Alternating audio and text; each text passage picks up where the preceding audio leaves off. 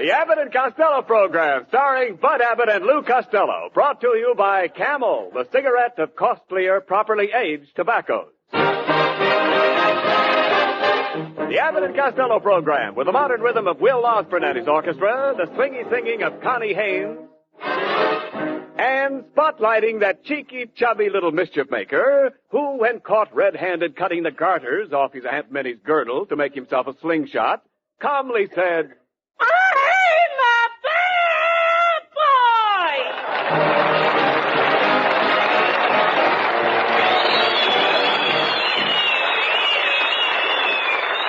I'll say you're a bad boy, Costello. What's the idea of coming here late? The first broadcast of our new season.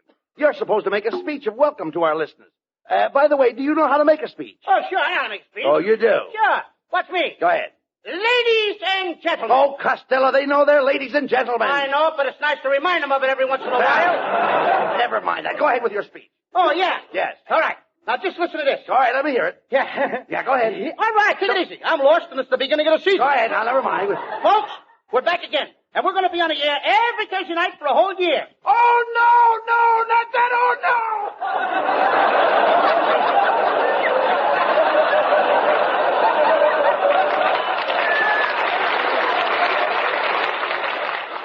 I think we just lost a listener. All right, never mind that, Costello. Why weren't you here for rehearsal this afternoon? Where were you? Oh, Abbott, my family gave me a welcome home party this afternoon. They did? Hey, did we have fun?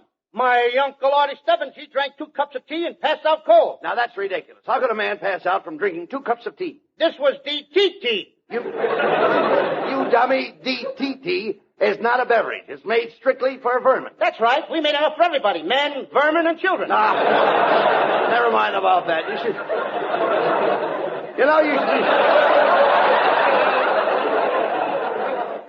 You should be very proud of the way your friends welcomed you back from your vacation, Lou. I saw big signs all over your neighborhood. Oh, sure. Welcome home, our hero, Lou Costello. We love you, Lou Costello. America's ace of the airways, Lou Costello. Yeah, but Abbott. What's the matter? But those signs embarrassed me terribly. Why should those signs embarrass you? They caught me nailing them up. Oh, come on. You're impossible. Never mind that. Look, tell me about your trip back east. How did you like New York? Oh, Abbott, New York's a wonderful place. You think so? The people there are so friendly. They are. The minute you get off the train, they grab you and they smother you with kisses. They do? Yeah. Then they take you for a ride in a taxi. They hug and they kiss you. And then they take you out for dinner and they buy you champagne. And then they take you for a moonlight ride in Central Park. And then they hug you and they kiss you some more. And then they send you home with a 5-pound box of chocolate. Costello, did all this happen to you? No, to my sister. Costello, look, please. I'm talking about you. What did you do in New York? Oh, Abbott, I met the most beautiful wave. We went together for 13 weeks. You went with this wave for 13 weeks? Yeah, we just finished basic training. Oh, come on. That's silly. The next time I see her, we're going on maneuvers. Will you talk sense, Costello? Look, what does this girl do in the Navy? Is she a petty officer? What kind of officer? Petty. Petty? Oh, sure. She petties all the time. And she likes the necky, too. I don't mean that. I'm crazy about that girl, I Abbott. can imagine. She's so sweet and delicatessen. Delicatesse? Everything about her is so dainty. What's her name, Lou? Lena. Lena. Lena Genster. Lena Genster. Is she a nice girl? Is she a nice girl, Lou? Did you meet her family? Oh, sure. And what a family. Her father and mother have 37 children. 37 children? Mm-hmm. They must live on the other side of the tracks. With 37 children, they got to live on both sides of the track. Well, never mind about her family. Is Lena a pretty girl? Pretty? Mm-hmm. Abbott, do you know how Veronica Lake's cute little nose comes right to a point? Yes. Lena's head does the same thing. Well, look, how about her figure? Is she sylph-like? What? Is she sylph-like? Does she have a sylph-like figure? If she does, she keeps it to herself. No, you don't. By sylph-like, I mean chic. Is Lena chic? No, she ain't been chic since she had the mumps. No. Chic has nothing to do with the mumps. Chic means svelte. Now, is Lena chic and svelte? Oh, yeah. When Lena had the mumps, she was very chic and her face svelte way up. Her mother rubbed a jar of shab on her push and the svelting went away. No. What have we got? Swedish riders? I don't know. You imbecile. Listen to me, imbecile. I only want to find out your girlfriend, Lena, what she looks like. Is she pert? She what? Pert. Would you say she was pert? Certainly she's pert. She's pert Irish and pert Eskimo. No, you idiot. I'm not talking about her background. I want to know if Lena is pert or appealing. Oh, sure. One time she got sunburned, and a pert of her background was appealing. No, look, Costello. I merely ask you if your girlfriend Lena is chic. When I say chic, I'm not referring to her health. Chic means pert. Therefore, a girl can be pert, and a pert girl can be svelte, and a svelte girl can be appealing. Oh, when you say a girl is chic, you're not referring to her health. Chic means pert, and a girl who is chic and pert is appealing. And most girls who are appealing are referred to as svelte. Therefore, a chic girl can be pert, and a pert girl can be svelte, and a svelte girl can be appealing. Now you've got it. Now, I don't even know what I'm talking about. Get him out of here!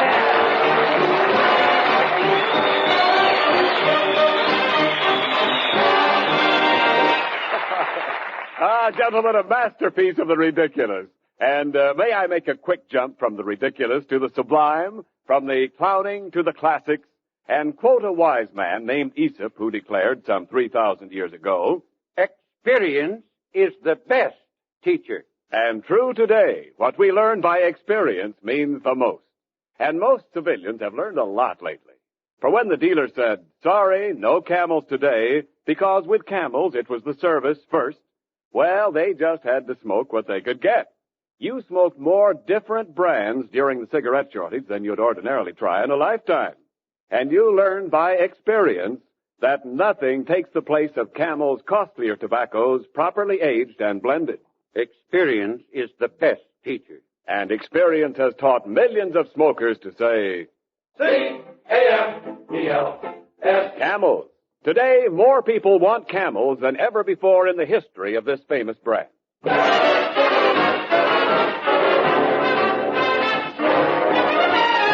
now here's Will Osborne and the orchestra with one of your favorites, the Atchison, Topeka, and Santa Fe.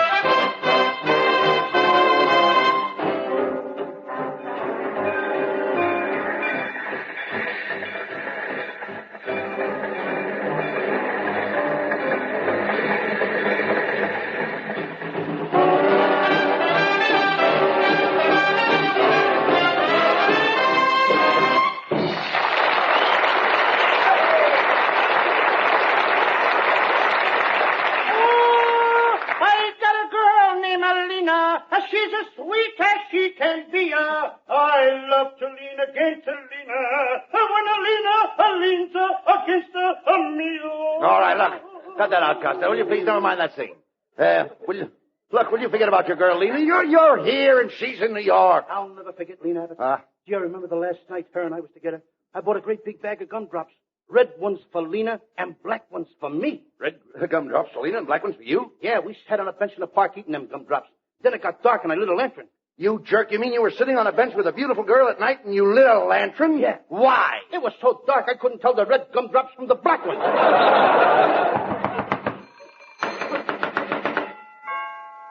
Costello, is that somebody at the door? I didn't hear anything. I beg your pardon, gentlemen. I'm looking for Mr. Abbott. Mr. Abbott.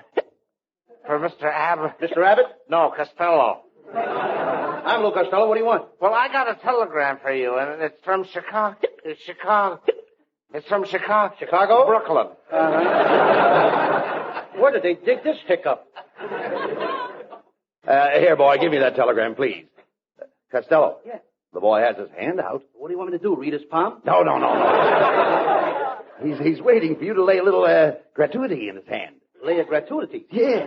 If he'll settle for an egg, I think I can make it. Oh, that's all right. My company won't allow me to accept Money? No, tips. You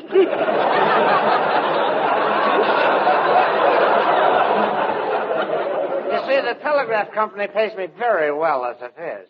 I only been working for them for 20 years, and yesterday they raised me. They raised you? Sure, they raised my bicycle seat up 6 inches. I think he's just got a flat, that guy. You know, the only reason we keep the guy on the show is because he knows where to get bacon. Oh, never mind. Here, give me that telegram. Give me that telegram, Costello. I'll read it. Let's see. Have been discharged from the waves. Am on my way to Hollywood to accept the starring role that you promised me at Universal Studios. Signed, Lena Genster. Costello. Costello, look at me. Did you promise that little girl that you would make her a star in pictures? Abbott, I had to. You had to? It's the only manly thing to do. It all happened the night I bought her a bag of gumdrops. It was so romantic. Every time we reached for a gumdrop, our fingers would meet inside the sack. Then, quite by accident, I kissed her. Oh, how could you kiss her by accident? We were both chewing on the same gumdrop, and I ate past my half. You imbecile. You didn't have to promise her a starring part in pictures just because you kissed her. That's not all I did. What? As I was pulling away, the gumdrop snapped and bent her pivot tooth. Well, you're certainly in a mess, Costello. How are you going to get an unknown girl a starring part in pictures? Abbott, I thought maybe you could help me. I can't help you. I can't. Wait a minute. Hey, wait a minute. There's a man here tonight who happens to be the world's greatest motion picture producer. Good evening, gentlemen. I am Professor Melonhead. Better known around the studios as Cecil B. D. Melonhead. Melonhead? Hey, Abbott, get a load of that skull. His head looks more like Nagasaki after it was hit by the atomic bomb. Young man, don't you scoff at my cranium. I'll have you know there's plenty inside of my head. There should be. There's nothing on the outside. Melonhead, I know how you can make a lot of money. How? Rent your head out as a skating rink for flies. Oh, now, Costello. Suppose my head is round and shiny. Surely you've seen things like this before. Yeah, but they all had handles on them. Quiet, Costello, please. Professor, do you think you could advise Costello how to get his girl a starring role in pictures? Certainly, Abbott. Now, Costello, first I'll have to know something about your girl. Is she photogenic? No, she's part Irish and part Eskimo. Oh, I see. She's chic. Now, I'm not speaking of her extraction. I'm merely inquiring about her physiognomy. Her what? Her physiognomy. Does she have a smooth physiognomy? Gentlemen, don't discuss those things outside of barrooms. Lou Costello, you haven't got the brains of a 2-year-old child. I know, but look at the difference in our ages. Oh, please, gentlemen, we're getting no place. Costello's girl is on her way here, and he made her a promise to star in pictures. Now, we've got to do something about it. Very well, Costello. I will personally groom your girl for a screen test. Melonhead, just what do you intend to do? Well, first, I will instill her with supreme confidence. I will enhance her histrionic proclivities. I will retard her basic timidity, cram her repertoire with scintillating soliloquies, and then, with dynamic exuberance, I will embellish her cinematic latitude.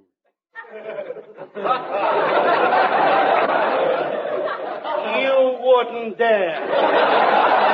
You haven't got the nerve. Oh, nonsense. Costello, I've never been so humiliated in my life.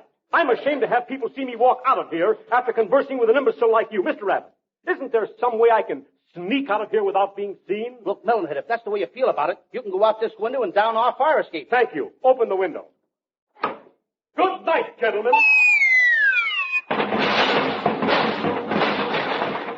Costello, what was that? It just dawned on me we ain't got no fire escape.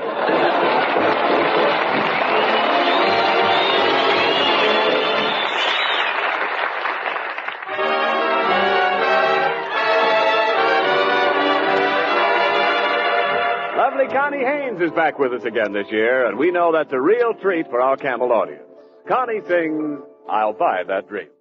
Imagine me with my head on your shoulder, and you with your lips getting bolder,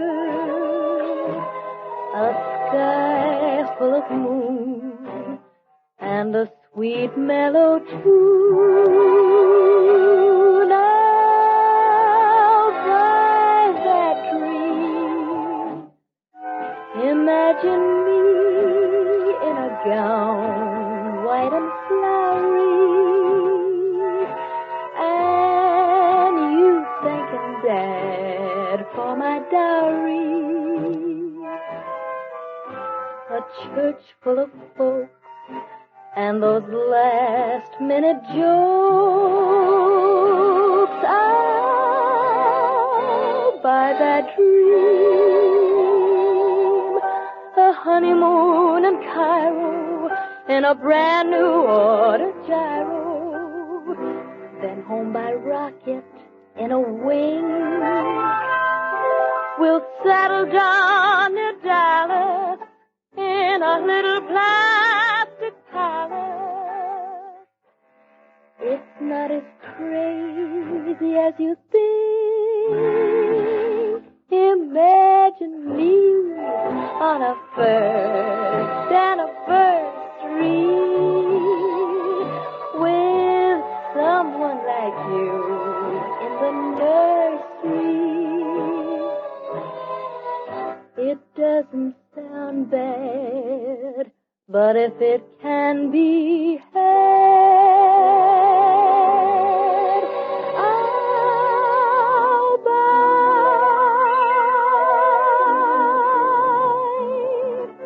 that dream.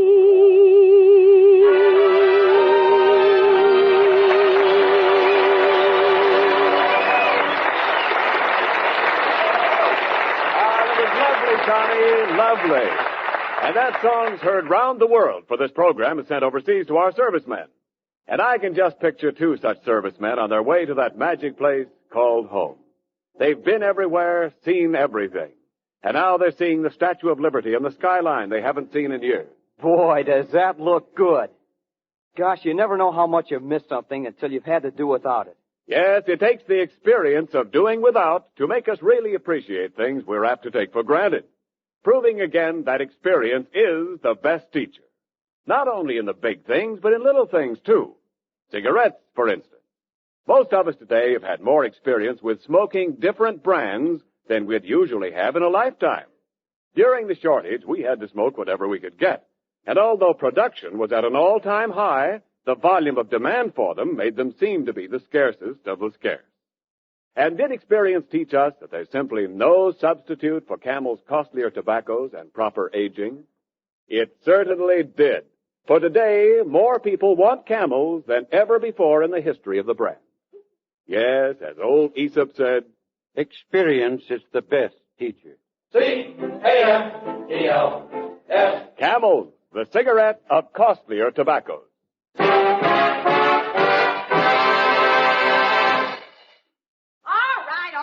Stand aside, boy, and let me in. One side or I'll open your head. Shh. Now, please, madam, quiet. The Abbott and Costello Show is on the air in the studio. You must be absolutely quiet. Not a sound.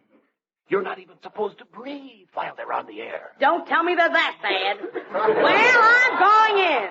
Step aside, hat rack, before I hang something on your hook. You're not getting past me, madam. I am the head usher. Oh, yeah? Well, pick up your head, usher. What's going on here? Wait a minute. What is all this commotion, madam? Boy, I'm looking for the owner of the NBC network, Mr. Lou Costello. Just tell him. You may tell him that Lena Genster is here. Wait here just a minute, Miss Genster. Don't go away, will you please? Just a minute. I'll be right back. Costello. What? Costello. Yeah? Who do you think is here? Who? It's Lena Genster. Oh, good. That's... What? Yes. Well. Lena Genster. You Bud Abbott. Open the window. I'm going down the fire escape. Costello, we have no fire escape. I'll make one. No. Costello, come here. Did you tell Lena Genster that you own the NBC network? I had to, Abbott. When did you tell her that? The night you had the gumdrops? No, that was the night we made fudge. Costello, you idiot. First you told Lena you'd star in pictures. Then you told her you own the NBC network. I hope you didn't tell her you were the mayor of Los Angeles. Abbott, you know I wouldn't do that. No. I'm not that dumb. You're not that dumb. I've had enough of this horsing around. I demand to see Senator Lou Costello. Senator!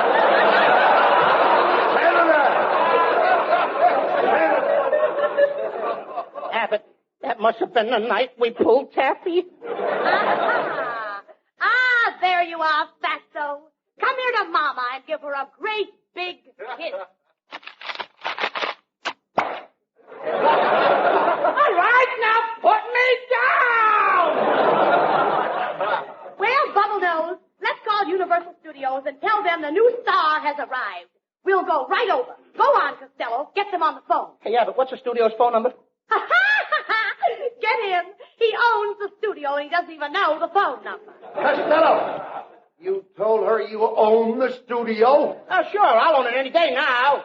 President Bloomberg of Universal practically promised it to me. He promised it to you? Yeah, he said, Costello, one more picture like the last one and I'm going to give you the business. Come on, Fatso. Jump over that last egg and let's get out to the studio. I'm ready to star in my first picture.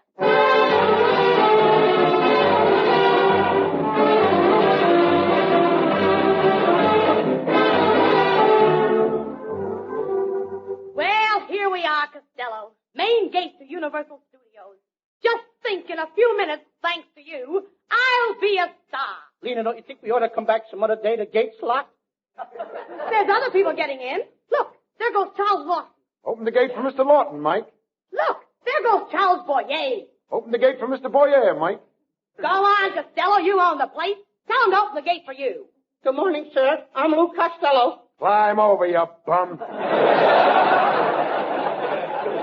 Costello, did you hear what he said? Why, he's treating you like a dog. Speak up.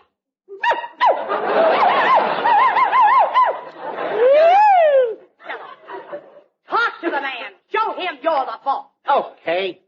Hey, you. Did you tell me to climb over that gate? Yeah, what about it? Would you mind giving me a boost?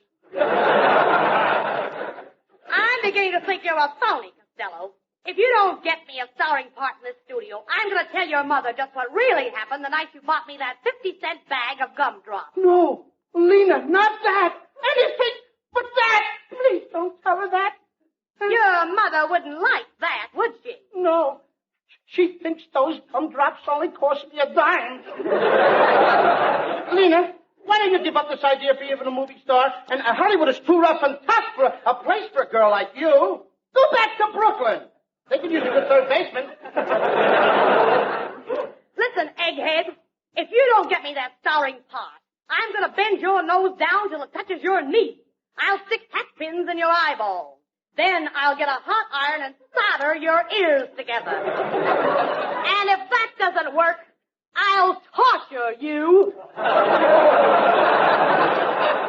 Lena, I was only kidding. Come on in here. We'll see my director friend, Gregory Ratbiscuit. He'll do anything for a friend of mine. There's Mr. Ratbiscuit's secretary. Hey, you. Well, what is it? I said, what is it? I give up. What is it?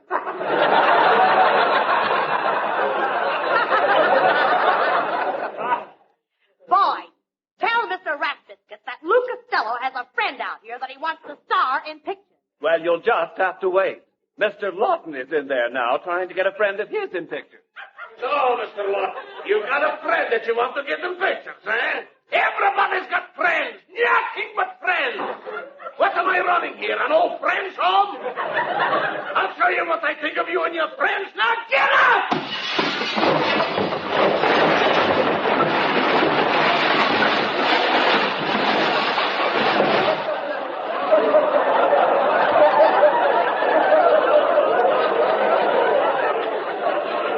Now, if anybody else brings a friend in here, I'll smash them to pieces. I'll jump up and down on them. I'll tear them to bits.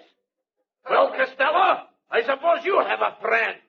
No, sir, not me. I haven't got a friend in the world. Everybody hates me. I'm all alone. What about this young woman? Oh, I never saw her before in all my life. What a beautiful creature. What a gorgeous specimen of poultry. Poultry.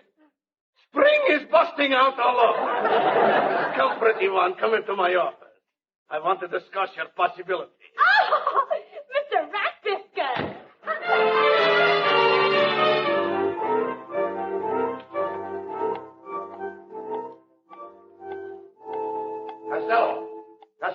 Costello. Why did you run off without me? Well, what have you done with Lena? She's been in the office with Mr. Rat Biscuit. Huh? Whew, that must have been it. Oh, boy. She's been in there since 3 o'clock, Abbott. I don't know what to do. That must be a terrific audition. Now, wait a minute. You know Rat Biscuit is a ladies' man. Now, you want him to steal your girl? Go in there and get Lena. I'm afraid, Abbott. Rat Biscuit was in a terrible temper. I think he's mad at me. You coward, go in there and get Lena. Okay. Well, Costello, what happened? Oh, Lena's all right, Abbott. She's in there. And you know what, Abbott? That Rat Biscuit is a swell fella. What do you mean? And he ain't mad at me anymore. Look, he even gave me a quarter. He gave you a quarter? What for? Well, he wants me to go downtown and get him a bag of gumdrops. Get him out of there!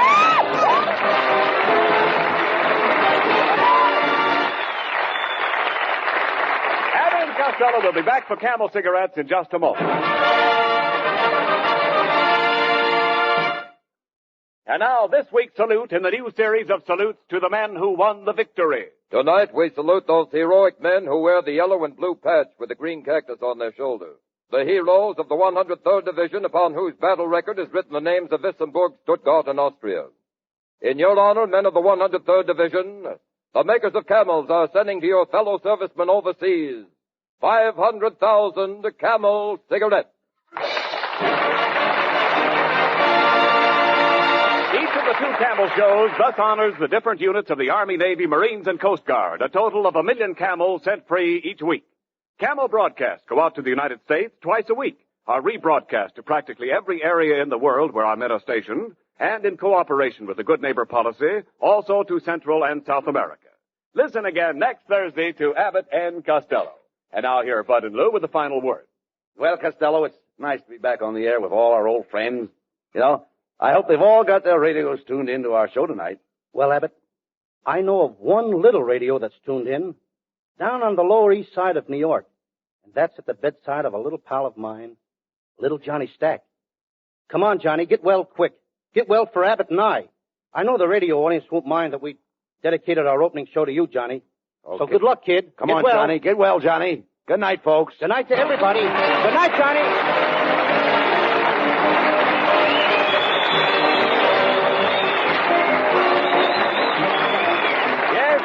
Be sure to tune in next week for another great Abbott and Costello show brought to you by Camel Cigarettes. And remember, Camels are worth asking for every time. See for yourself how Camel's mildness, coolness, and flavor click with you.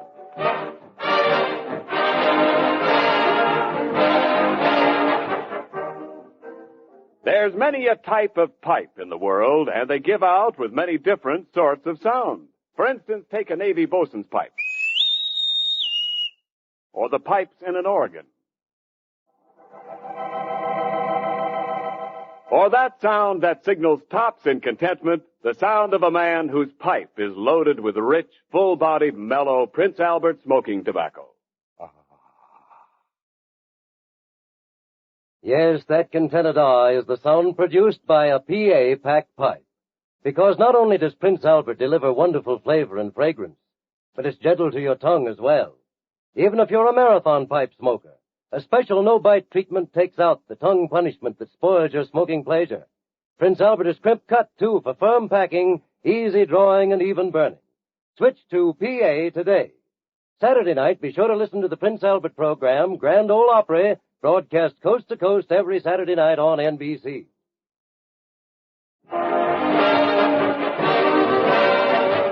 The Abbott and Costello Show for Camel Cigarettes will be back at this very same time next week. Don't miss it. This is Ken Niles in Hollywood wishing you all a pleasant good night. This is the National Broadcasting Company.